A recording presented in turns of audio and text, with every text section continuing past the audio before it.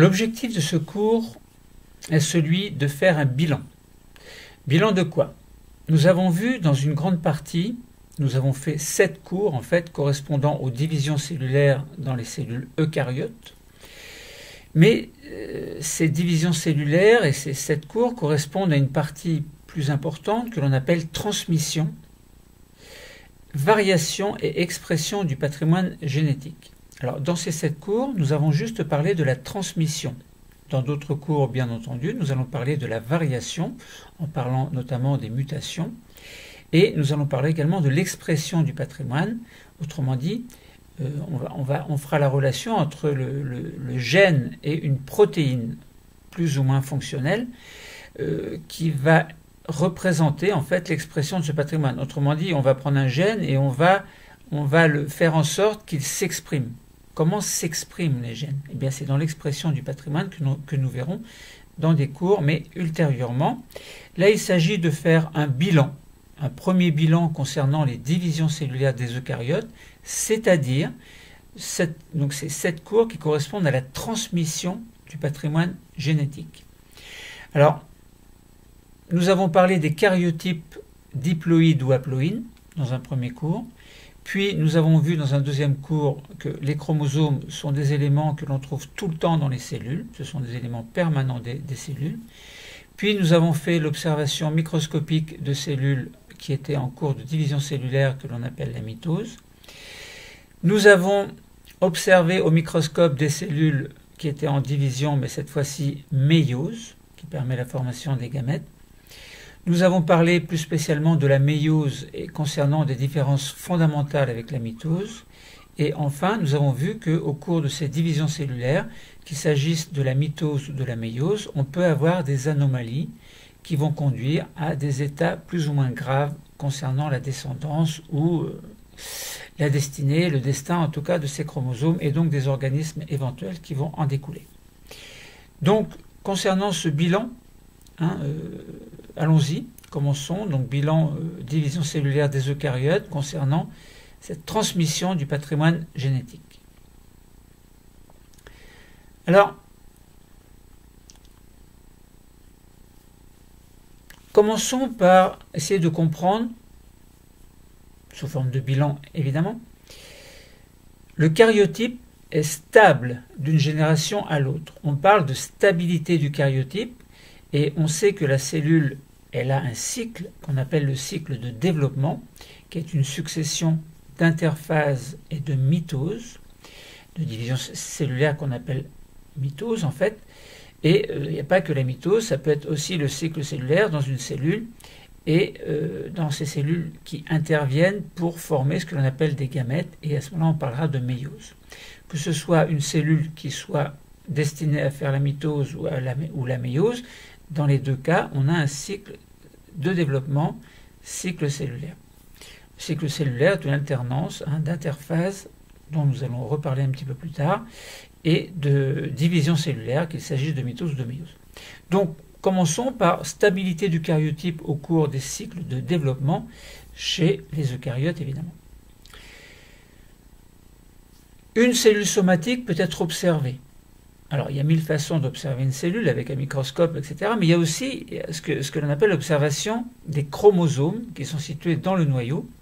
Et à ce moment-là, on observe ce que l'on appelle le karyotype. Une cellule somatique, c'est une cellule qui n'est pas sexuelle. Bon. On peut voir dans ce karyotype des chromosomes qui peuvent être regroupés en fait, certains chromosomes sont homologues. Ça veut dire qu'ils vont 2 par 2. Dans les cellules somatiques diploïdes, eh bien, les chromosomes ne sont jamais isolés, ou s'ils sont isolés, ça correspondra à une anomalie dont nous parlerons un petit peu plus tard. Donc, dans une cellule somatique, les chromosomes sont regroupés par paires de chromosomes, et on parle de chromosomes homologues. Ils ont la même position, exactement la même position du centromère. Ils ont la même taille, sachant qu'il y a des chromosomes qui sont plus ou moins longs, plus ou moins grands. Et ils ont la même disposition de certaines bandes de coloration que l'on peut faire de manière à identifier certains chromosomes. Comment savoir que les chromosomes sont homologues quand on prend un chromosome au hasard parmi les 46 chromosomes?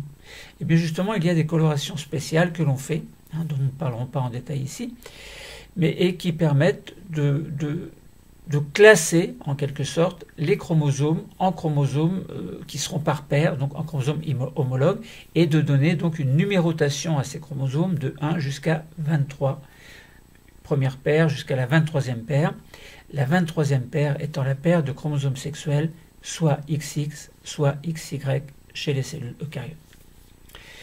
Donc, une cellule somatique possède en quelque sorte, et même en réalité, en fait, 2 exemplaires de chaque type de chromosome. On dit que la cellule est diploïde, alors qu'une cellule haploïde ne possédera qu'un seul lot de chromosomes. On note son karyotype d'une manière un petit peu spéciale, on dit 2N. Donc une cellule eucaryote possède normalement 2N chromosomes dans son karyotype, autrement dit 23 paires de chromosomes par exemple dans la cellule humaine. N est le nombre de types de chromosomes différents. Dans les gamètes, par contre, il n'y a que N chromosomes, il n'y a que la moitié du nombre total des chromosomes. Donc, autant comme dans une cellule somatique, les cellules sont par paires, on a des chromosomes homologues, dans un gamète, les chromosomes sont isolés. Il n'y a pas des paires, il n'y a pas de paires de chromosomes.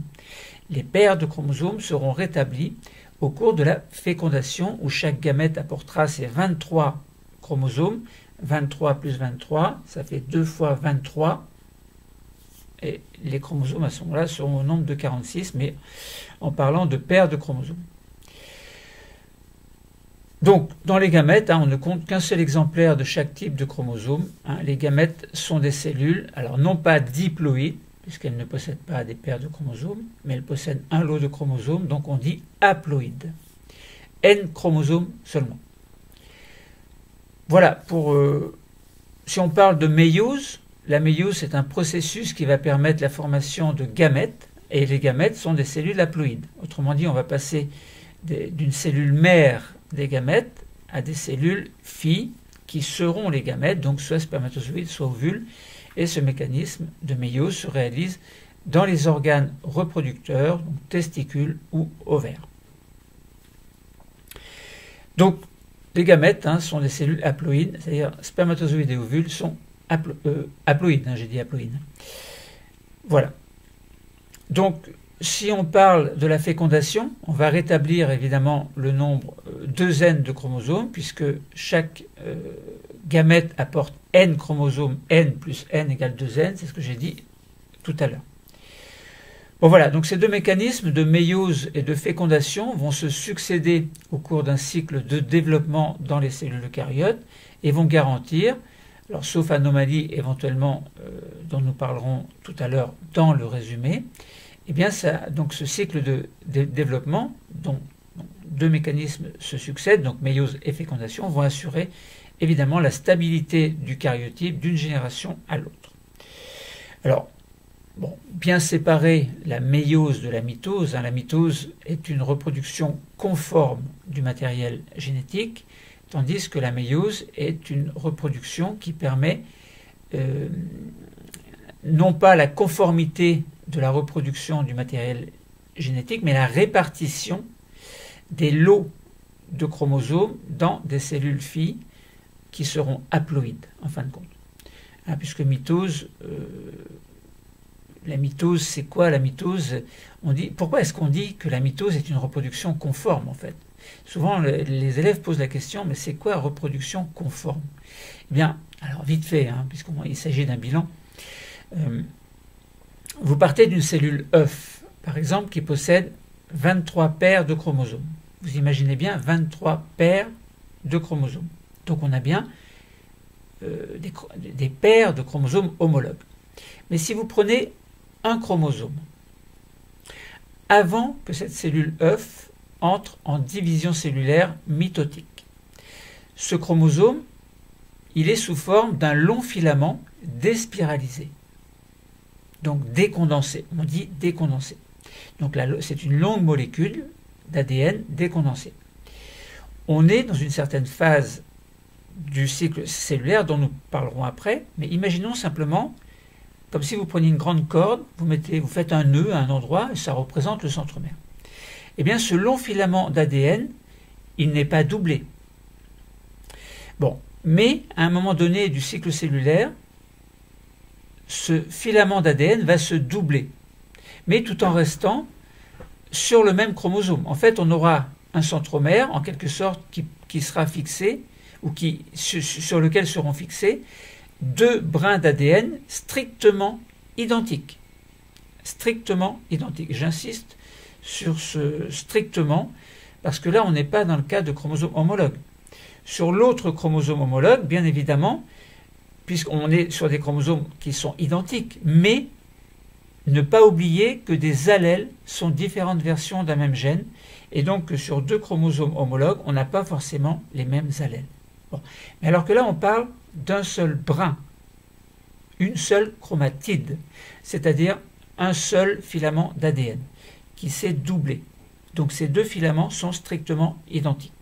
Très important. Et c'est important de comprendre ça, parce qu'on va comprendre après pourquoi il y a conformité de la reproduction au cours de la mitose. Sur le deuxième chromosome homologue, le même mécanisme se produit. Un centromère, un filament d'ADN, donc un chromosome simple, et ce chromosome va se doubler. Donc les deux brins d'ADN correspondant au chromosome homologue se sont doublés au cours d'un mécanisme que l'on appelle la reproduction semi-conservative. Autrement dit, c'est la duplication de l'ADN. Eh bien, donc on se retrouve avec deux chromosomes qui possèdent chacun deux quantités d'ADN. En quelque sorte, on est passé de une quantité 2N ADN à une quantité 4N ADN. Or, lorsque la cellule va entrer en division, il faut qu'elle répartisse ces 23 paires de chromosomes de manière conforme dans ces deux cellules filles. Mais vu que l'ADN s'est doublé pour chaque chromosome, eh bien, on peut faire en sorte que chaque brin doublé se retrouve séparé au cours de la mitose dans deux cellules filles qui posséderont au final chacune 23 paires de chromosomes. Alors bon, c'est peut-être pas évident à comprendre quand on parle oralement, mais amusez-vous à faire un petit schéma et vous allez voir que vous allez mieux comprendre. Bon, voilà, donc bien séparer le mécanisme de la mitose de celui de la méiose, qui, une grande différence importante au cours de la méiose, c'est que les paires de chromosomes vont se séparer au cours de l'anaphase numéro 1. Et qu'ensuite, au cours de l'anaphase numéro 2, les chromatides qui se sont doublées, dont l'ADN s'est doublé un petit peu avant que la cellule entre en mitose, eh bien, ces chromatides vont se séparer à la façon un petit peu d'une mitose. Autrement dit, au cours de la méiose, on parle d'une division réductionnelle, puisqu'on réduit le nombre de paires de chromosomes, donc de chromosomes en fait, dans les deux premières cellules filles. Et ensuite, on parle de division équationnelle, puisque chacune des cellules filles va donner à la manière, en quelque sorte, d'une reproduction conforme, les deux mêmes chromatides dans deux nouvelles cellules filles. Autrement dit, à partir d'une cellule somatique, une cellule mère en fait, des gamètes, on obtiendra bien 4 gamètes haploïdes. Bon, c'est un peu compliqué à comprendre quand on explique comme ça oralement, mais en fait, il s'agit de faire un petit schéma et vous allez voir, vous allez comprendre très facilement. Deuxième cours que nous avons fait, ça concernait donc la stabilité du karyotype au cours des cycles cellulaires. Tout à l'heure, on a parlé du cycle de développement. Là, on parle de cycle cellulaire. 3 points à noter. On va voir qu'une alternance de cycles va conduire à la formation de cellules somatiques, c'est-à-dire des cellules qui seront diploïdes, cellules eucaryotes diploïdes. Puis nous verrons que différents états de condensation de l'ADN existent au cours de ce que l'on appelle le cycle cellulaire qui est une alternance d'interphase et de division cellulaire. Et puis, troisième point, les chromosomes vont être alternativement simples ou doubles. Donc nous allons en parler. Commençons par l'alternance des cycles et montrons que cette alternance de cycles va produire des cellules somatiques. Toutes les cellules chez les organismes pluricellulaires, donc qui possèdent un nombre souvent incalculable de cellules, proviennent d'une cellule œuf qui est la première cellule qui est obtenue par fécondation de deux gamètes. Le cycle cellulaire, ça concerne en fait une période qui va commencer depuis la formation de cette cellule œuf et qui va se poursuivre par une division de cette cellule, de cette première cellule originelle que l'on appelle la cellule œuf, qui sera la toute première cellule mère, et jusqu'au moment où elle-même, elle va produire deux cellules filles selon le mécanisme de la mitose. Donc ça veut dire avec ces quatre phases, c'est-à-dire la prophase, la métaphase, l'anaphase et la télophase, en répartissant dans les deux cellules filles, selon le mécanisme dont je vous ai parlé précédemment dans le premier cours, qui va produire donc de manière conforme deux lots de chromosomes strictement identiques dans les deux cellules filles. Au cours d'un cycle, on voit qu'il y a une interphase, et l'interphase est elle-même divisée en plusieurs étapes, dont nous allons parler tout à l'heure. Et au cours de cette interphase, donc, la cellule ne se divise pas, et la mitose va correspondre à l'entrée de la cellule à la toute première phase de la mitose que l'on appellera la prophase. Bon. Essayons de voir maintenant les différents états de condensation de l'ADN au cours de ce cycle cellulaire, interphase, division cellulaire.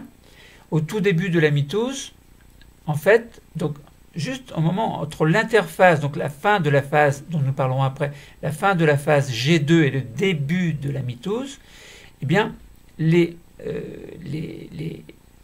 filaments d'ADN, donc les chromatides qui sont décondensés, vont se condenser.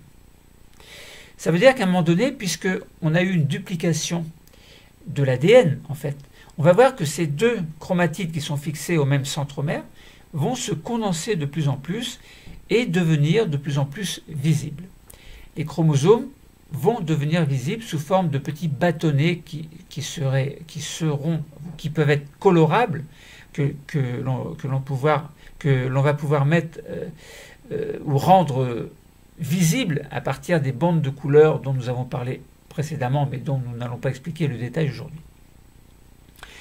Voilà, donc au tout début de la prophase, en fait, donc les chromosomes vont se condenser, et à la fin de la mitose, les chromosomes, bien entendu, vont se décondenser à la fin de la télophase, en fait, et reprendre un aspect normal. Et on va se retrouver, bien évidemment, avec donc deux paires de chromosomes dans chacune des cellules filles. Voilà, donc début de mitose, c'est la prophase, condensation des filaments d'ADN pour former des chromosomes bien visibles. Puis ces chromosomes vont se mettre dans un plan équatorial, on parlera de métaphase. Puis il va y avoir séparation des chromatides et non pas des chromosomes homologues. Attention, car on n'est pas dans la méiose. Mais séparation des chromatides de chaque paire de chromosomes, donc au pôle de chaque cellule, pour enfin, donc au cours de l'anaphase évidemment, pour enfin se terminer cette mitose par ce que l'on appelle la télophase, où à la fin de la télophase, la cytodiérèse en fait va permettre la formation de deux cellules bien distinctes. Voilà, autrement dit, les chromosomes, troisième point, alternativement simple ou double, ça veut dire quoi? Eh bien, ça veut dire qu'on va séparer l'interphase en trois phases successives, dont je vous ai parlé tout à l'heure, la phase G1, la phase S et la phase G2. Au cours de la phase G1, eh bien, la quantité d'ADN par cellule reste constante, et la cellule, en fait, dans cet état, possède des chromosomes qui sont simples. Chacun d'eux est constitué d'une seule molécule d'ADN décondensée, et au cours de cette phase, la cellule va pouvoir va pouvoir former, grâce à l'expression du patrimoine génétique, différentes protéines. Donc elle va assurer un certain métabolisme spécifique de telle ou telle cellule. Bon. Et puis, brusquement, et tout doucement, en fait, progressivement, La réplication de l'ADN va intervenir selon un mécanisme de réplication semi-conservative. Donc la phase S commence. S pour synthèse, en fait. Donc on va avoir un doublement progressif de la quantité d'ADN qui sont à l'origine de cette duplication est à l'origine, en fait, du doublement de chaque chromatide de chaque chromosome homologue. Et donc une fois que tous les chromosomes, toutes les chromatides se sont doublées pour chaque chromosome, autrement dit, quand on passe de 2N quantité d'ADN à 4N quantité d'ADN, prévision de la cellule en vue d'assurer la conformité 2N plus 2N à l'issue de la mitose, eh bien, la cellule va entrer dans une phase de semi-repos, on va dire, enfin de quasi-repos, que l'on appelle la phase G2. Et puis, le tout début de la mitose va commencer et les chromosomes sont doubles, vont se doubler, vont se condenser. Il y a 2 chromatides par chromosome, donc il y a un centromère évidemment qui est placé de manière différente selon, pas forcément au même endroit, c'est-à-dire pas central, pas forcément central selon les chromosomes. Bon, ils sont répartis de manière spécifique, mais variable d'un chromosome à l'autre. Donc la quantité d'ADN reste stable, est égale au double de celle de la phase G1, comme on a dit tout à l'heure, c'est-à-dire qu'à l'issue de la phase S, la duplication a fait que l'on a basculé sur 4N chromosomes. Enfin, 4N quantité d'ADN, plutôt. C'est plus exact. Donc au cours de la mitose, eh bien, les 2 chromatides vont se séparer. À l'issue de l'anaphase, la télophase va commencer. Alors je fais beaucoup de répétitions. Et on va retrouver dans les 2 cellules filles des chromosomes simples qui vont se décondenser. Et on se retrouvera dans chaque cellule fille, en fait, avec des lots de chromosomes, donc 23 paires de chromosomes, 2N chromosomes pour chaque cellule fille. Autrement dit, la réplication, la mitose est bien un mécanisme qui permet la reproduction conforme du matériel génétique.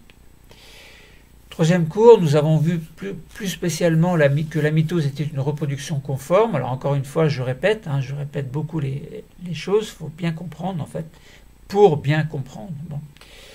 Quelles sont les étapes de la mitose? Alors nous l'avons dit tout à l'heure, il y a au cours de la phase, suite à la phase G2, on a un début de condensation des chromosomes et c'est à ce moment-là que la prophase commence. Bon. Au cours de cette prophase, donc les chromosomes qui sont doubles vont se condenser, ils vont devenir progressivement visibles, bien individualisés, l'enveloppe du noyau va disparaître et les chromosomes sont dispersés un petit peu partout dans le cytoplasme, donc ce qui permet au cours d'une observation au microscope de repérer cette phase. Si vous voyez des chromosomes bien visibles, un petit peu enchevêtrés d'une manière ou d'une autre, bon, c'est pas très net, les séparations sont pas très distinctes, mais vous voyez que les chromosomes sont répartis un petit peu partout dans le cytoplasme. Alors vous pouvez faire l'hypothèse que vous êtes vous êtes en prophase. Bon. Et puis à un moment donné, lorsque la condensation des chromosomes est maximale, eh bien les centromères vont se placer dans un plan équatorial. Donc les chromosomes vont se mettre au milieu, dans le plan équatorial de la cellule. Vous imaginez une orange que vous coupez en deux, eh bien ces cellules vont se mettre au milieu, donc dans un plan qu'on appelle le plan équatorial. Voilà, donc à ce moment-là, vous êtes en métaphase. Puis à un moment donné, vous allez voir que les 2 chromatides de chaque chromosome double vont se séparer après rupture du centromère, qui en quelque sorte se divise en 2. Et à ce moment-là, vous allez voir que 2 lots identiques de chromosomes vont se séparer et vont migrer vers chacun des pôles de la cellule au niveau du pôle de la cellule. Et là, vous êtes à peu près sûr que vous êtes dans une phase que l'on appelle anaphase. Bon. Et ensuite, la division cellulaire est pratiquement finie. Donc chaque lot de chromatides arrive à un pôle de la cellule, va se décondenser. Donc tout doucement, ces espèces de chromosomes bien visibles vont devenir pratiquement invisibles sous forme d'une espèce de masse qu'on appelle de la chromatine. Et la séparation du cytoplasme va bien individualiser chacune des 2 cellules. Et à ce moment-là, la mitose est finie. Donc mettre l'accent sur le fait que cette mitose conserve bien le karyotype, la reproduction est bien conforme, à condition qu'il y ait eu une réplication semi-conservative avant que la division cellulaire commence et au cours de la phase S, c'est-à-dire la phase de synthèse de l'ADN. Donc les deux cellules filles qui sont issues de la mitose d'une cellule mère, cellule originelle, eh bien, possèdent bien le même nombre de chromosomes que la cellule mère. La mitose est donc bien une reproduction conforme. Elle conserve le karyotype au cours de divisions cellulaires successives. Bon voilà, donc c'est ce que nous avions vu dans le troisième cours. Ensuite, on fait un petit peu la même chose, mais c'était un quatrième cours, mais concernant la méiose, qui est une reproduction qui est une division cellulaire un petit peu spéciale, puisque la reproduction n'est absolument pas conforme, puisqu'on va voir que la méiose correspond à une production de cellules haploïdes, c'est-à-dire de gamètes qui posséderont la moitié du matériel génétique. Autrement dit, dans une cellule mère, il y avait 2 N chromosomes, donc 23 paires de chromosomes homologues. Nous allons voir que dans les gamètes, à l'issue de la méiose, qui forment les gamètes, en fait, eh bien, le nombre de chromosomes est divisé par 2. Autrement dit, on n'a que 23 chromosomes dans les spermatozoïdes, 23 dans l'ovule, et qu'à la fécondation, on aura bien réunion des 23 et 23 pour former 23 paires. On se retrouvera bien avec la cellule mère, la cellule initiale, la cellule œuf, en fait, dont nous avons parlé dans le cours précédent. Quelles sont les étapes de la méiose? Alors, on va voir globalement qu'il y a quelques étapes qui correspondront aux mêmes étapes que pour la mitose, mais avec des mécanismes différents. On aura la prophase numéro 1, métaphase numéro 1, anaphase numéro 1, télophase numéro 1. Ces 4 phases formant la division réductionnelle, donc le nombre de chromosomes homologues, les chromosomes homologues seront séparés, donc on aura bien une réduction du nombre de la quantité d'ADN dans les 2 premières cellules filles. Puis on passera dans la division équationnelle qui correspondra à la prophase 2, métaphase 2, anaphase 2, télophase 2. À l'issue de cette division, donc de ces 2 divisions, réductionnelle et équationnelle, on obtiendra 4 gamètes haploïdes. Bon. Donc essayons de voir un petit peu plus en détail les étapes de la méiose. Donc la méiose, c'est 2 divisions cellulaires successives, réductionnelle et équationnelle. Et cette méiose est précédée, comme dans le cas de la mitose, d'une phase de duplication des chromosomes, selon une réplication semi-conservative. Au début de la méiose plutôt, chaque chromosome est donc double. Bon, ça ressemble un petit peu à la cellule mère qui va donner 2 cellules filles, par exemple, concernant la cellule œuf, qui va donner 2 premières cellules filles selon une reproduction conforme. Mais vous allez voir que les mécanismes sont différents. Première division, que l'on appelle réductionnelle, notée 1, est composée de 4 phases dont nous avons parlé tout à l'heure. La prophase 1, d'abord, chaque chromosome est dupliqué, il se rapproche de son homologue. Alors, ne demandez pas pourquoi, ce sont des mécanismes un petit peu spéciaux.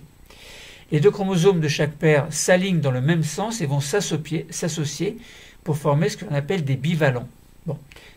Pourquoi? Parce qu'ils ont globalement les mêmes séquences d'ADN, avec des petites variations évidemment, puisque les gènes ont des allèles qui sont différentes versions du même gène. Donc c'est un petit peu normal que lorsque ces chromosomes se rapprochent, il y a des séquences qui sont complémentaires, et donc on va former des bivalents. Les 2 chromosomes vont se dissocier ensuite partiellement, mais les chromatides vont pouvoir s'enchevêtrer de manière un petit peu logique, mais un petit peu bizarre, pour former ce que l'on appelle des points de contact appelés chiasmas. Chiasmas, ce sont des zones de contact entre des chromatides qui ont un petit peu la même séquence, mais qui sont complémentaires, en fait.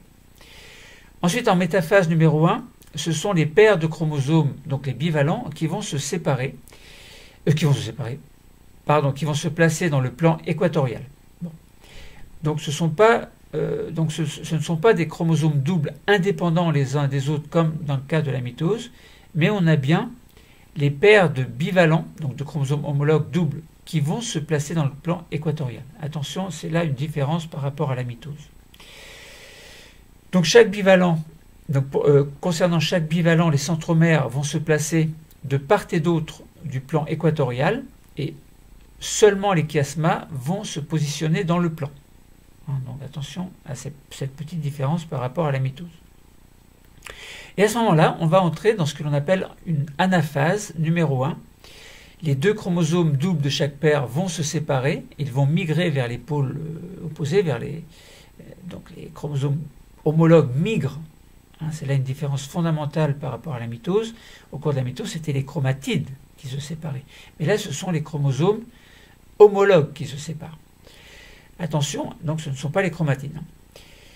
Donc en télophase, donc en anaphase, on a bien une séparation. En anaphase 1, on a bien une séparation donc des chromosomes homologues. Et puis on va rentrer en télophase. Les chromosomes homologues sont séparés, ils arrivent à chaque pôle de la cellule, et on obtient bien deux cellules filles qui sont cette fois-ci haploïdes, mais qui ont quand même auparavant doublé leur chromatide. Donc maintenant il suffit de faire la deuxième division pour séparer les chromatides. Bon, mais là on est encore dans la première. Donc ces deux cellules filles haploïdes ne contiennent chacune qu'un seul lot de chromosomes, mais attention, les chromosomes possèdent deux chromatides. Attention à ne pas l'oublier. Et puis ensuite, on entre dans la division que l'on va dire équationnelle. Eh bien, c'est la seconde division qui est notée 2, grand 2. Elle se déroule aussitôt la première division réductionnelle faite. Pas de synthèse d'ADN puisque la synthèse s'était faite auparavant selon la réplication semi-conservative. Donc chaque chromosome est resté dupliqué. Et ensuite, donc, au cours de cette deuxième division, on retrouve les 4 étapes, prophase, métaphase, anaphase, télophase, mais appelées numéro 2. Pour chaque phase, on dit numéro 2. Et ça se déroule comme une mitose classique, ça veut dire qu'il va y avoir séparation des chromatines, et on se retrouvera avec 4 cellules. Donc chaque cellule qui avait subi la division réductionnelle, enfin la cellule mère, a subi la division réductionnelle pour donner 2 cellules filles. Chacune des cellules filles subissent la division équationnelle pour donner 2 cellules filles. Au total, donc 4 cellules filles. Autrement dit, on a bien, à partir de la cellule mère, l'obtention de 4 gamètes haploïdes. Donc ils possèdent un seul lot de chromosomes, donc par exemple 23 chromosomes. Bon, puis à la suite, à l'issue de la télophase numéro 2, eh bien, les chromosomes évidemment se décondensent et on se retrouve avec des lots de chromosomes tout à fait décondensés que l'on ne voit plus. Et dans chaque cellule, on a une espèce de... Le noyau se reforme et à l'intérieur, on a le matériel génétique qui n'est plus visible et on parle de chromatine. Donc finalement, la méiose, elle modifie bien le karyotype de départ. On n'a pas une reproduction conforme. La méiose, elle produit 4 cellules filles haploïdes à partir d'une cellule mère qui, elle, est diploïde. Et le passage de l'état diploïde à l'état haploïde ayant lieu au cours de la première division réductionnelle de la méiose. Bon. Voilà, donc ça concernait le cours numéro 4. Ensuite, concernant, bon alors, en fait, j'ai séparé un petit peu les cours, mais bon, cours 1, 2, 3, 4, 5, 6, 7, bon, il y a plusieurs, c'est un petit peu mélangé, parce que des fois, je fais le bilan de plusieurs cours. Donc, on ne va pas forcément dire, c'est le cours numéro 5, c'est le cours numéro 4, etc. Bon, là, on avait vu dans un cours qu'il y avait un rôle fondamental du fuseau de division. Bon, les chromosomes sont un petit peu les choses des fuseaux de division. Bon, fuseaux de division, on parle de protéines fibreuses. Les protéines fibreuses vont aller chercher les centromères et quelquefois les chromatides pour les placer à différents endroits. Il va y avoir une espèce de tiraillement à droite et à gauche, donc d'un pôle à l'autre, selon qu'il y ait une polymérisation des protéines ou une dépolymérisation. Alors, on sait bien que à partir d'un centre organisateur au niveau de chaque pôle de la cellule, des protéines fibreuses vont se former et aller chercher tout doucement, par exemple, le centromère et le centromère. Donc de chaque côté, un centromère qui se divise en deux, par exemple au cours de la mitose, le centromère va se séparer en deux, et chaque centromère possède sa chromatide, et le fait de le fait qu'il y ait une dépolymérisation des protéines fibreuses va faire que les centromères vont se trouver attirés, en fait, séparés. Bon. Au cours des divisions cellulaires, donc des fibres protéiques constituent le fuseau de division, hein, avec une histoire de polymérisation, dépolymérisation de protéines de base. Bon. Et ceci va contribuer à la transmission des chromosomes aux cellules fines. Début de prophase, que se passe-t-il? Eh bien, à partir d'un centre organisateur, ces protéines fibreuses vont se mettre en place et vont commencer à se polymériser. Donc le centre organisateur est situé bien entendu au pôle de la cellule et donc il y a deux centres organisateurs vu qu'il y a deux pôles de cellules. Certaines fibres vont aller chercher des bras des chromosomes par polymérisation à partir du centre organisateur, donc il y a une polymérisation et des protéines fibreuses vont attraper le brin. D'autres vont attraper le centromère. Et puis, par dépolymérisation, on va avoir un entraînement de ces bras de chromosomes et de centromères vers le plan qu'on appelle le plan équatorial. Autrement dit, nous serons là en métaphase. Au cours de la métaphase, donc, les fibres vont s'arrimer, après s'être arrimées au bras du chromosome et au centromère, eh bien, vont tirer, mais ce n'est pas tirer en fait, c'est se dépolymériser et faire en sorte que tous les chromosomes sont situés dans un plan que l'on appelle le plan équatorial, et là on est bien en métaphase.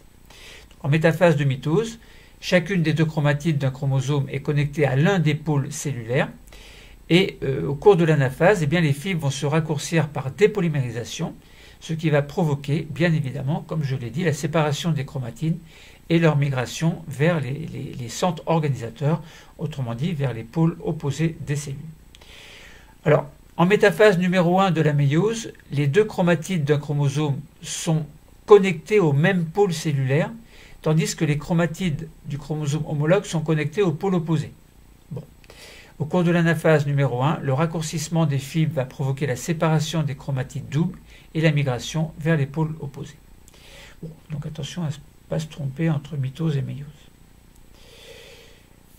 Bon, on peut avoir également au cours de la formation du fuseau, au cours des divisions, des anomalies de karyotype. Pourquoi? Parce qu'au cours de la mitose, quelquefois, les chromosomes ne vont pas se séparer correctement. On parle de non-disjonction qui va conduire à des cellules qui ne vont pas comporter un nombre normal de cellules. On parle d'aneuploïdie. Je vous invite à aller voir le cours sur l'aneuploïdie que je vous ai fait auparavant. Quelquefois, la cellule va pouvoir survivre, mais ne va pas assumer un cycle cellulaire normal. Bon. Ce qui peut conduire à des développements à des cellules donc, qui vont être anormales, par exemple, formation de cellules cancéreuses. Bon. L'aneuploïdie, elle provient d'un problème de fixation des fibres de protéines fibreuses, en fait, donc de ce fuseau, et puis à ce moment-là, peut-être que le centromère ne va pas être fixé, peut-être que les chromatides ne vont pas être fixées. Bon, il y a plusieurs mécanismes. On appelle ça l'aneuploïdie quand il y a une anomalie de nombre de chromosomes. Bon, l'aneuploïdie a un problème de fixation du fuseau sur le centromère et quelquefois sur les chromatides. Bon. Il peut arriver, par exemple, que deux parties de centromère soient reliées à des fibres, deux parties du centromère soient reliées, au lieu que ce soit relié à deux centres organisateurs, eh bien c'est relié à les deux parties, les deux centrosomes sont reliés au même pôle. Donc de ce fait-là, au cours de l'anaphase, on aura bien un étirement de chaque centromère vers le même pôle, et donc du coup de l'autre côté il n'y aura rien. Donc là on sera dans le cas d'une aneuploïdie avec un nombre surnuméraire de chromosomes, et dans l'autre cas on aura un nombre inférieur, un nombre anormal, mais dans le sens il en manque un.